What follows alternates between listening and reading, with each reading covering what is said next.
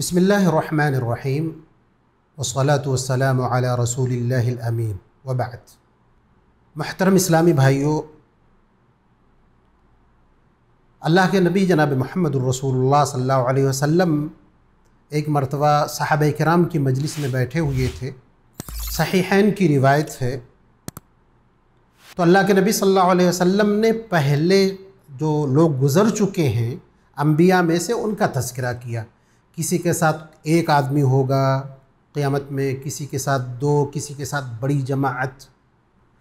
फिर अल्लाह के नबी सल्लल्लाहु अलैहि वसल्लम ने उस हदीस में ये बात फरमाई कि वमअहुम सबऊन अल्फन यदखुलूनल जन्नत बिगैरि हिसाब वला अज़ाब।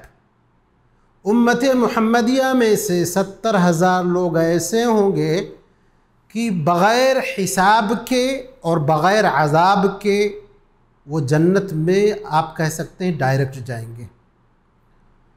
तो सहाबे किराम आपस में मशवरा करने लगे कि ये वो कौन से लोग हैं जो इस तरह इतनी ज़्यादा फजीलत है और वो जन्नत में इस तरह दाखिल होंगे।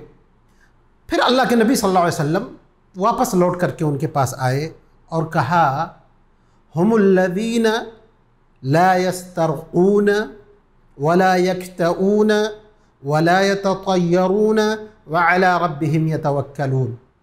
4 सिफ़तें हैं। पहली सिफ़त ये है कि ये वो लोग हैं जो किसी से झाड़ फूक के लिए नहीं कहते, इसी तरह दाग के ज़रिए इलाज नहीं करवाते, इसी तरह बदफाली नहीं करते, और चौथी सिफत यह है कि अपने रब पर तवक्कुल और भरोसा करते हैं। अब झाड़ फूक की जहाँ तक बात है, अगर कुरान करीम से हो, अहादीस नबविया से हो, अज़कार से हो, इसी तरह ऐसा कलाम जो समझ में आ रहा हो, उसमें कोई शिरकिया लफ्ज़ ना हो, तो ऐसा झाड़ फूक दुरुस्त है। हालांकि ये अम्र जायज़ है, उसके बावजूद भी कोई मोमिन बंदा इससे बचता है तो उसकी फजीलत है। दूसरा यह है कि वो दाग के ज़रिए अपना इलाज ना करवाता हो। तीसरी चीज़ ये है कि वो बदफाली ना करता हो।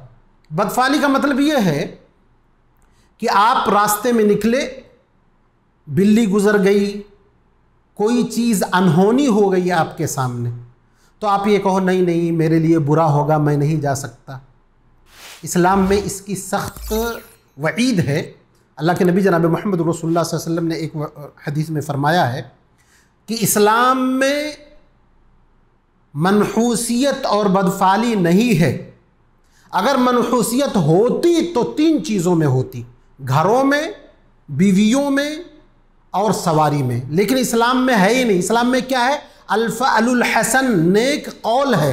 मिसाल के तौर पर किसी इंसान के हाथ में छड़ी है, छड़ी गिर गई, बदफाली लेने वाला सोचेगा मैं भी इसी तरह गिर जाऊंगा, तो ये इस्लाम में हराम है।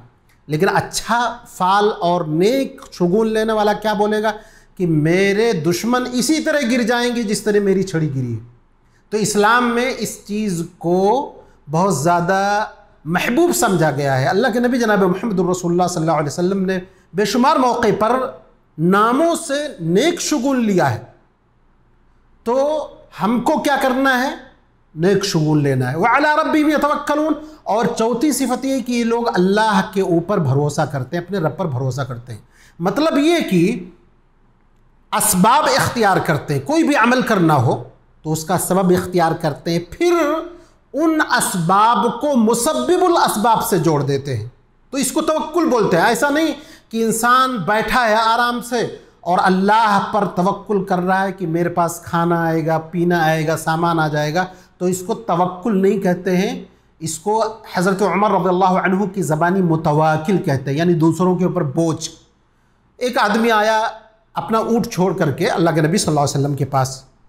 तो अल्लाह के नबी सल्लल्लाहु अलैहि वसल्लम ने फरमाया कि ऊँट कहाँ छोड़ा? कहा अल्लाह के भरोसे पर छोड़ दिया। अल्लाह के नबी सल्लल्लाहु अलैहि वसल्लम ने फरमाया इक़ल्हा व तवक्कल, पहले उसको बांध दे फिर अल्लाह के ऊपर भरोसा कर। और इसी तरह हज में यमन के बहुत सारे लोग आते थे, बगैर किसी तोशे के मांग मांग के खाते थे। जब उनसे पूछा गया तो कह रहे अल्लाह के ऊपर मैं भरोसा कर रहा हूँ। हज़रत उमर ने कहा अंतुमुल मुतवाकिलून, तुम लोगों के ऊपर बोझ बनने वाले हो, तवक्कुल और भरोसा करने वाले नहीं हो। तो 4 सिफतें जो इसमें बयान की गई, ये 4 सिफतें कोई शख्स अगर अपनाता है और शिर्क से दूर रहता है तो उम्मीद है कि अल्लाह तबारक व तआला उसको बग़ैर हिसाब और अज़ाब के जन्नत में दाखिल कर दे, ये हमारी उम्मीद है। और उसी मजलिस में उकाशा ने कहा अल्लाह के रसूल सल्लल्लाहु अलैहि वसल्लम दुआ कीजिए कि मैं उनमें से हो जाऊँ। उकाशा के लिए अल्लाह के नबी सल्लल्लाहु अलैहि वसल्लम ने दुआ कर दी।